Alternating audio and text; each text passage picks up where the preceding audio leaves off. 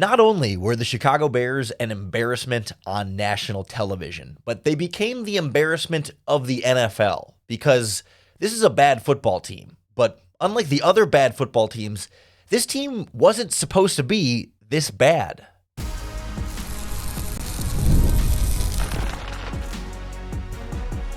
You are Locked On Bears, your daily Chicago Bears podcast. Part of the Locked On Podcast Network, your team every day. This is Locked On Bears, and I'm your host, Lauren Cox. I'm here to bring you your daily, in-depth Chicago Bears news and analysis. You can follow me on Twitter at CoxSports1, and you can follow the podcast at Locked On Bears on TikTok, Instagram, Facebook, Twitter, and the Locked On Bears YouTube channel, where you can keep up with all of our video podcasts as well. Thanks for making Locked On Bears your first listen today. We're part of the Locked On Podcast Network, your team every day. Today's episode is brought to you by Gametime. Download the Gametime app, create an account, and use our promo code LOCKEDONNFL for $20 off your first purchase. On the show today, we take stock of not only a bad Bears team, but a really bad Bears team that keeps heading in the wrong direction. It's to the point now where we keep seeing the same old Bears, and we're getting sure sick of it at this point. We'll get to just how bad it's been and just how embarrassing this is getting to be before we get a little bit more specifically into some of the things we saw on both sides of the ball. An offense that continues to be frustrating in a lot of different ways, maybe a couple small areas of progress, but overall generally not anywhere close to where it needs to be, and a defense that continues to be in free fall, that's getting blown out at the line of scrimmage, and now you even have Troy Aikman weirdly dismissing Montez Sweat during the game. And of course, you got the Detroit Lions next week. So, I mean, how's that going to go?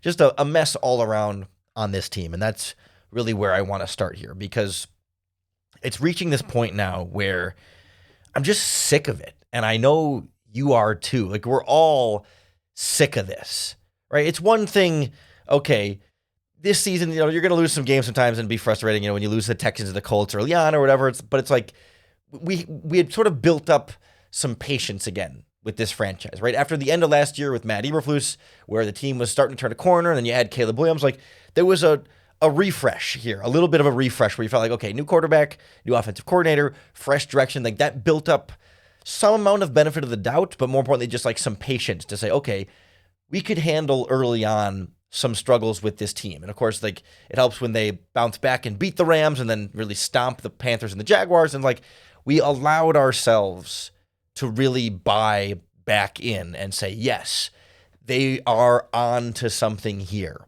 But then the Hail Mary loss to the Commanders, the last second loss to the Packers with the missed field goal or the blocked field goal, then the Vikings overtime disaster, the Lions fiasco that fires the head coach, and now back-to-back super embarrassing losses to the 49ers and Vikings, and we're just beaten down once again. Like we're back into the doldrums of where we existed in 2022 and in 2017 and in 2014 and 2005. All these different years, right? That we've all been through this over and over again. And it's such a stark reminder of not just how embarrassing this year's team is, but how embarrassing this franchise is. And when you have it on national television here, it really elevates the level of ineptitude that you see on this team. Because if you think about it, the Bears have lost now 8 straight games. They were 4-2, now they're 4-10. It's hard to lose 8 straight games. Even bad teams struggle to lose 8 straight games. The Jacksonville Jaguars have not lost 8 straight games right now. The Tennessee Titans have not lost 8 straight games. The Carolina Panthers have not lost 8 straight games. The two active longer losing streaks are now the Giants and the Raiders, and that's the company the Bears are keeping right now. 2 teams competing for the number 1 overall pick. The only 2 teams in the NFL with 2 wins this season are the only 2 teams with longer losing streaks than the Bears. And the Bears were not supposed to be here, right? The Raiders were supposed to be a bad team this year. We all saw that coming. The Giants, maybe they weren't supposed to be this bad, but we knew the Giants weren't going to be a great team this year. The Panthers we knew would be a bad team. The Patriots we knew would be a bad team. no one thought the Bears would be this bad. There was a debate on, okay, are they a team that wins 6 or 7 games? Or are they a team that wins 8 or 9 games? Or are they a team that maybe wins 10 games? But it was hovering around 500, not 4-10, and not a win left visibly on the schedule this year. That's what takes this to the next level. It's one thing to be a bad football team. Everybody knows the Raiders are bad. Everybody knows the Giants are bad. People didn't know the Bears were this bad, and that's what makes this that much more embarrassing. And then they find ways to just sprinkle in new stuff that they find mistakes to make that you didn't realize they could make, or more just never thought an NFL team would make, because how do you get to the NFL in any role and make these kinds of mistakes? For example, there was that play, the touchdown run by DeAndre Swift that was called back for penalty for Doug Kramer forgetting to declare himself as an eligible player and not an offensive lineman on the play, and therefore bringing the play back. And that's such a football 101 that every time you practice with Doug Kramer at fullback, every single practice rep, he should be practicing, hey, the signal is you sort of rub your jersey number and you say, okay, hey, I'm reporting as an eligible receiver. Every single rep at practice, he should be practicing before he gets on the field for that rep. He goes to the referees, or you make up a coach who's going to be the referee, right? He practices signaling to somebody that I'm checking in and I'm reporting myself as eligible. And he said after the game, okay, it was getting to be late in the play clock and he rushed in and just kind of forgot about it. But other teams don't consistently make those problems. Okay, you can point to the Lions had a play like that last year but I think that was a controversy where he claimed he made the signal, but the referees didn't see it. But you don't really get players just straight up forgetting to do that, especially on the goal line on a touchdown scoring play. It's one thing if it happens on 1st and 10 at the 50. It's another thing when it's a play that takes points off of the board. Or you have Jaylon Johnson, who, this is not Jaylon Johnson's fault, but this is the example here. Did you notice Jaylon Johnson's jersey in this game? He played the entire game without the captain C sewn on his jersey. Every team captain gets a C sewn on their jersey. He has had a C sewn on his jersey every game this season except for this one. And it wasn't as though the Bears took away his captainship. Thomas Brown even confirmed after the game, no, it wasn't a punishment thing. Somebody messed up. And Jaylon Johnson was asked about it after the game and said he was unaware. He didn't even realize that he played the game without a captain's C on his jersey. And so he was going to go to the equipment manager for explanation. But only the Bears, right? Only the Bears have this kind of just little sloppy attention to detail BS that it reeks throughout the entirety of the franchise, right? This isn't just oh, it's embarrassing because your coach forgets to call timeout at the end of the game. That's one thing. They fired the head coach. They got him out of there. But then you're not coaching your offensive lineman to report as eligible. Your equipment staff is getting things wrong. Your staff that helps you challenge plays get there. It's not just the players. It's not just the coaches. It's organizational stink that burns the hairs out of your nose every time you smell this team on Sundays, or in this case on Mondays. And it's man, at some point, where is enough with this team? It's breaking us, and it seems to be breaking Caleb Williams a little bit. And I want to talk about that more this week. If we're at risk of really truly breaking this quarterback and needing the next coach to fix him, or if there's some room to sort of still right the ship a little bit here as the season goes on. At least Caleb himself, he's holding on. And he's fighting through to the end of these games and still, in the fourth quarter, making some impressive throws. He keeps having moments of reminding us what he is capable of, but it does seem to be a growing concern there as the offense continues to struggle. And it's not just the quarterback. It's the offensive line. It's your new left tackle. It's receivers. It's everybody. So we'll check in on that side of the ball before we turn our attention to another bad defensive performance next on Locked On Bears. This episode of Locked On Bears is brought to you by Gametime. Gametime is the best way to get tickets for all of your favorite live events. I have the Gametime app downloaded on my phone, and I use it all the time. Whether I went to a couple Bears games last year and got my tickets on Gametime, I use it to go to concerts, comedy shows, theater events, you name it. If there's live entertainment happening in your city, Gametime is the best way to get tickets on the secondary market. What I love about Gametime is that you can see your view from your seat in the venue before you buy your ticket, so you know exactly what you're getting, and you can turn on all-in pricing, so you know exactly how much you're paying. There aren't any added fees at the end of the checkout process. The cost is fully upfront, so you can know what you're paying and where you're going to be sitting. So take the guesswork out of buying tickets with Gametime. Download the Gametime app, create an account, and use our promo code LOCKEDON NFL for $20 off your first purchase. Terms apply. Again, create an account and redeem that code LOCKEDON NFL for $20 off. Download Gametime today. What time is it? Game time. Locked On Bears is also brought to you by FanDuel Sportsbook, America's #1 sportsbook. And right now, FanDuel is helping out new customers because they're going to give you $150 in bonus bets if you win your first $5 bet. So whether you want to bet on the Bears against, the Lions or the Seahawks or one of the remaining games this season, or you can bet on the NBA, NHL, soccer, tennis, boxing, hockey, all your favorite sports all in one place. Or you can even place live bets in the NFL in the same place where you place your bets. If you get that hunch in the middle of the game, you can check out the latest stats and view live play-by-play and so much more. Just visit FanDuel.com to join today and get started with $150 in bonus bets if you win that first $5 bet at FanDuel.com. Never waste a hunch and make every moment more with FanDuel, an official sportsbook partner of the NFL.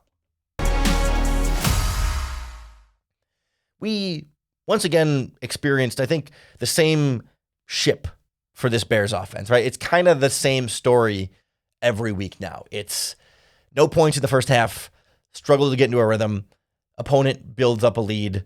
Second half, opponent takes the foot off the gas a little bit, softens up the coverage a little bit, goes a little bit more basic. Bears offense starts to get into rhythm, scores some points late, maybe, I don't know. And I think we're kind of past the point of did you get hope that they were going to pull off the comeback against the Vikings? I mean, there was a moment there when they scored and made it a little bit closer where you thought, okay, maybe, but then, I think after the Doug Kramer touchdown that was called back, and then they end up settling for a field goal. Had they scored there and made it 20-10, I think it would have been at that point.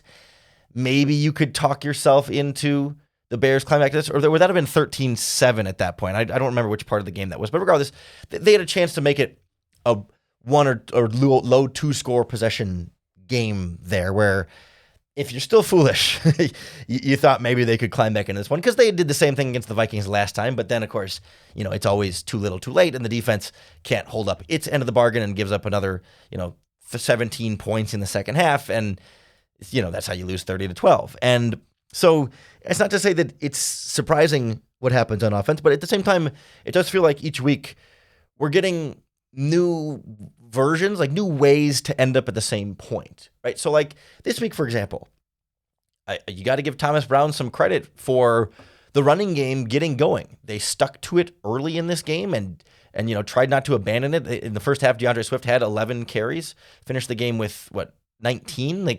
That's more than he's had in any of the last 4 or 5 weeks in terms of volume of carries. Had almost 80 yards, over 4 yards per carry.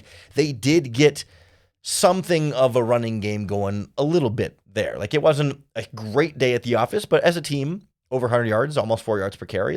And that includes a couple of, Caleb Williams scrambles that didn't really go anywhere. They were getting something on the ground. And that's progress from the last couple of weeks where they just haven't really had much of a running game. And yet, even with that, they couldn't get things going consistently enough on offense because, okay, all of a sudden you start racking up the penalties again. Last week against the 49ers, they'd really clean that up. And you're like, okay, there was an area last week that Thomas Brown seemed to maybe get some more focus, some discipline, attention to detail. Guys weren't committing as many penalties last week. Well, back to that this week. Ineligible receivers downfield and not ineligible, not reporting as a receiver and holding and all sorts of fun stuff that would, even when you get the running game going, you'd lose 10 yards on that run that would have gained you 7, but instead you end up going backwards because of the penalty there. And that starts really falling apart there. And then the Karan Amagaji experience. Not a great first impression for your rookie left tackle. In terms of his first career start. I know he played some snaps earlier this season, but first career start, all right, let's see what the rookie can do. And woof, just annihilated by Grenard and a lot of the pass rush coming his way, penalties, and just beat way too easy, gave up the strip sack. It was about as rough as you could expect. And I have a couple thoughts on that, I guess. First of all, shame on Thomas Brown for putting him out there and not giving him much help. I mean, how many times are you going to let him go one-on-one against a guy like Grenard, who's one of the higher paid pass rushers in the NFL, who has, I think he's up to double-digit sacks now this season and had double-digit sacks last year. Yes, he's up double digits now, had 12.5 last year. Like, there's a really strong pass rusher on the other side, and you're going to put a third-round rookie from FCS football in his first career start and kind of hang him out to dry. Like, I like the idea of, hey, you got nothing to play for right now, so play your young players and see what they can do. But that doesn't mean, like, throw them out to the wolves and let them drown. You know what I mean? Like, maybe help him out with a tight end, leave the running back into chip, something there to give him some extra support. And sure, they did that occasionally, but not nearly enough for him. Now, on the other end, he was terrible and not good and needed to be better. But, like, also somebody should help him. And also, it's his first career start, and we kind of knew this is more of a developmental player. He wasn't going to come in his first start as a rookie and be a blue chip left tackle and play like Joe Alt. That's not what Karan Amagaji was going to do. So, like, we should make sure that, like, yes, we can be disappointed in him, but also realize, like, this is not the full evaluation of Amagaji. Like, this doesn't mean he'll never be any good and that he's a total bust and a wasted draft pick. Like, maybe he was wasted for this year because they haven't really gotten anything out of that pick, but, like, there's still plenty of developing for him to do and plenty of time to still become a serviceable offensive lineman in the NFL. So, like, I want to be careful here. Like, yes, it was bad. Yes, he was single-handedly ending drives with how poorly he played. And I don't want to excuse him of that, but I also don't want to put all the blame on him as though he was supposed to be something better than a third-string left tackle in the game out there. Like, we can give him a pause. I think for me, it all just compounds the Caleb Williams issues, where it's like he's trying to hang in there and trying to make some plays, but, man, it's tough to see, and you get worried about, is the team ruining him at this point in the process? And I thought he at least is keeping some good perspective on it. He said after the game, this rookie season so far, he said it's been frustrating and encouraging. He said that it's frustrating because of the losing streak, obviously, then he has an experience like that, but he finds some encouragement in how they still fight as a team. He's saying the right things, and he's trying to rally the guys and trying to show some of that, and he still makes some of the nice throws. It's not until the end of the game. And you get concerned because in the first few quarters, you're still seeing, like, miscommunication type stuff, thrown to a spot where overthrowing Keenan Allen or Rome Odunze or whoever because he thinks he's going to be there and he puts too much on it or whatever it's going to be. And it's just like, we can excuse that for the first, 4, 5, 6 weeks of the season. But now when we're in week 14, week 15, this time of year, you can't just say, oh, well, it's a new quarterback and a new receiver. It's like, figure it out. And I know, like, coaching plays a big factor in that, but, like, come on. Like, at some point, there's got to be more here. At some point, the players have to find a way to persevere. We know Keenan Allen has talent. We know Rome Odunze has talent. We know Caleb Williams has talent. Talented players need to be able to overcome and play better than this. Like, yeah, there's some players we can question. Okay, is Braxton Jones actually good? We can debate that. We can debate a bunch of different players on this Bears team. How good is this player actually? But, like, we know Keenan Allen's a good player. We know Rome Odunze has all the talent in the world. We know Caleb has plenty of talent. Like, at some point, you just got to buckle down and figure it out. Just whatever it takes. Like, other teams don't struggle with this stuff. And it can't purely just be, oh, the coaching staff is bad, and that absolves all the players of all the blame there. Like, there's something here where there's a real problem here, and that's what I'm concerned about as far as long-term, if there's some either permanent damage being done or damage that's going to take a lot of undoing by the next Chicago Bears coaching staff. I do want to take a whole podcast to kind of talk about the breaking of Caleb Williams here coming up a little bit later this week. But we also need to talk about the breaking of this Bears defense that gives up another 30-plus point performance for, like, the third or fourth straight week here, where it's getting rough on that side of the ball, and you can kind of tell early on that they were never going to have any answers for this Vikings offense. So we'll kind of take a look at what's going wrong and a couple of players that stepped up and had big games. That's next on Locked On Bears. This episode of Locked On Bears is brought to you by the College Football Playoff. It's that time of year. The College Football Playoff is back. And with the newly expanded 12-team format, it's guaranteed to be bigger and better than ever. bringing you all the hard-hitting and high-flying excitement that you love. TNT Sports' coverage of the college football playoff begins December 21st. That's later this week, starting with the college football playoff kickoff show presented by AT&T at 11 a.m. Eastern, 10 o'clock a.m. Central Time. Leading into our first matchup, the Southern Methodist University Mustangs battling the Penn State Nittany Lions at noon. Then, the Clemson Tigers look to upset the Texas Longhorns in a showdown at 4 Eastern, 3 p.m. Central Time. Don't miss a moment of the action. Watch the college football playoff presented by Allstate live on TNT, True TV, TBS, and Max.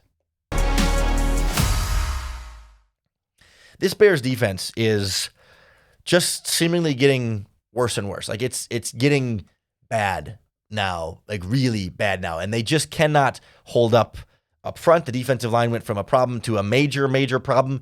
And some of the guys that you thought were a little bit more reliable veterans on the back end seem to be crumbling quite a bit here as well. And you're left kind of looking around saying, like, how many good players does this defense actually have here? But like, I think it was most apparent in the running game. I was watching this Bears Vikings game with my girlfriend, and Aaron Jones's first run of the game, he went like 10 yards, and she's like, is it supposed to be that easy for him to just run like that? Like, wait, that looks really easy for him. And I was like, I just kind of sighed and was like, yeah, that's just how this defensive line and these linebackers work right now. I mean, they just cannot hold up at the line of scrimmage whatsoever, especially up on the interior. You got two backup defensive tackles in there. Maybe you shouldn't be that surprised, but at the same time, like, it shouldn't be that bad. You should be able to have some better depth than that there. But like, linemen are getting pretty easy runs up to linebackers, and then even your linebackers, Edwards and Edmonds, like, they're overrunning their gaps. They're not maintaining gap integrity. Like, there was a play that ran right by TJ Edwards where, like, he was being blocked, but the running back ran, like, away from the blocker where TJ Edwards just needed to, like, disengage and make the tackle and didn't. You see them overrunning gaps too far or and they're not stepping up and attacking downhill. They're, like, waiting for the linemen to come to them. They're not being aggressive, decisive, or physical.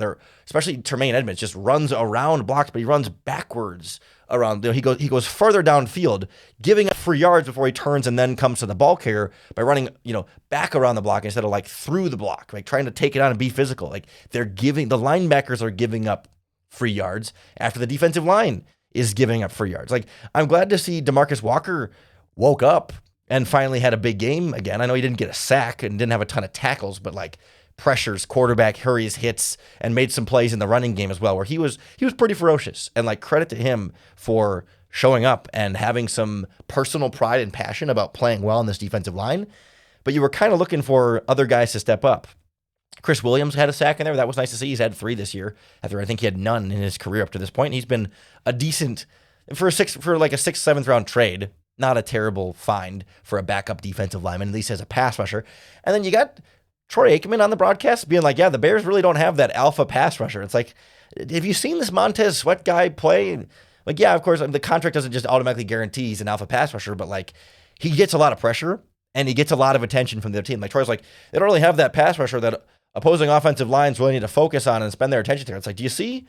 Like, he gets double teamed a decent amount, and they slide protections to Montez Sweat's side quite a bit. Like, that was just kind of a weird, like, and Joe Buck even chimed in. He's like, well, they traded for Montez Sweat to be that alpha guy, and and here he is coming back on the field. But like, that just felt like a weird, like, Sweat hasn't been great. Obviously, the sack numbers are way down this year, but he's been good. Like, he hasn't had an elite season. He's definitely been not as good as last year and in years past. He's having a down year. But that doesn't mean he's like not good. Maybe he's not game-changing taking over right now, but he's still a good football player who's still playing well this season. And then you have, Jaylon Johnson still makes some really nice plays in this game. Kyler Gordon still makes some great plays. Like, those two are great players. Montez Sweat, I think, is still a great player. Billings is really good, but he's hurt. Dexter is up and coming, and he's hurt. But like, everybody else in the secondary to me that's not Jaylon Johnson or Kyler Gordon feels like they're on thin ice. Like, Kevin Byard had some really nice moments early in the season, and I've been really disappointed the last few weeks. Terrible angles, missed tackles, out of place in coverage, late to react to stuff. I don't know if he's not as locked in and dialed in as you'd like him to be, but he's been iffy there. Obviously, you haven't had Jaquan Brisker for the concussion for a while, but the backups haven't been very good. Stevenson and Terrell Smith keep rotating at the other corner spot. And yay, Tyreek Stevenson had an interception on a fourth down heave by Sam Darnold. I guess give him credit for catching the arm punt, but like you can't be on a 7-game losing streak and down 10-0, and you make an interception on 4th and 2, and then run into the end zone and start doing the Vikings skull clap to mock them. When again, you're on an 8-game losing streak and losing that game by 10, and obviously you go on to lose that game. Like the Vikings are a good football team. You can't just get one, I don't want to say lucky interception, but can I call it a meaningless interception at that point? One pretty meaningless interception and then go showboat about it? Like that's very Tyreek Stevenson. Of course, the whole defense goes running in there with him like they have anything to be excited about. Like they have anything to be proud of or cheer up from this game. Like, oh, sorry, you're only down 10-0 at that point. Is that a big win? You want to go celebrate in the end zone? Oh, you gave up 30 points. Great job. Go do skull in the end zone again. Like, it's just, like, get serious. These guys just don't take this seriously enough. They're not locked in and dialed in enough as a defense as a whole. There's a couple of guys individually that are playing well, but when your linebackers are struggling, your defensive tackles are struggling, your safeties are struggling, and all but 2 of your cornerbacks are struggling, quit running into the end zone to celebrate and go try and win a damn football game. Like, it's ridiculous what this team is right now. And it speaks to such a culture issue from the top down. And it speaks to the challenges they're going to have to even win another football game this season. It's the Lions, the Seahawks, and the Packers. You're not beating the Lions next week. Yeah, maybe your best shot is a Seahawks team that's kind of hovering on that playoff line. They're 8-6, so they're not a bad football team at all. They're tied for the lead in their division, but you know they got to win these games to make the playoffs or not. But then it's the Packers, and I don't think you're winning that one unless the Packers phone it in for the playoffs. But like, this is going to be tough. So until you can start winning football games, then maybe you can start celebrating these big interceptions. But pick off the ball and then get back to the sideline and make a stop again. You know, it's just stuff like that where it's just we've reached that point in the season where every little thing is really, really frustrating. And I think it's easy to get caught up and frustrated in the little stuff like Doug Kramer not checking in and Jaylon Johnson not having the C on his jersey and Tyreek Stevenson celebrating a kind of pointless interception. I think it's important to keep the bigger picture stuff in mind here, and that is, you know, Caleb Williams and some of the long-term future of this team. We'll get into that later this week on the Locked On Bears podcast. So make sure you hit that subscribe button on YouTube or wherever you listen to podcasts. That's going to be the best way to keep up with all of our daily, in-depth Chicago Bears news and analysis. Thanks for making Locked On Bears your first listen today. We're part of the Locked On Podcast Network, your team every day. If you're looking for a second listen today, go check out the Locked On NFL podcast. I co-hosted this morning's Locked On NFL with Tyler Rowland, the Madman, and we talked about this Bears-Vikings Monday Night Football game, and we got into some of the head coach debate about, okay, do they hire an offensive coach like Ben Johnson or Joe Brady, or do they hire more of the, you know, leader, CEO type like Mike Vrabel or maybe even Brian Flores? We got into some of that debate and the stuff around Caleb Williams with that game. We also talked about Patrick Mahomes and what the Chiefs should do for the rest of the season. And then we had talked about that other Monday Night Football game, Falcons-Raiders, which was maybe worse than the Bears game just to watch from an entertainment value standpoint. That game was really, really ugly. It was a bad night for Monday Night Football, but thankfully we only have one more primetime game on Thursday night coming up in a couple weeks. Jesus. Man, can they flex that game out? I think it's probably too late. Nonetheless, we'll still be here for you every single day to break it down on the Locked On Bears podcast. Win, lose, well, probably not win, but frustrated, annoyed, whatever it might be. Hopefully, listening to the podcast can help ease your mind a little bit, maybe be a little bit of a group therapy session, and more than anything else, just give you another opportunity to bear down.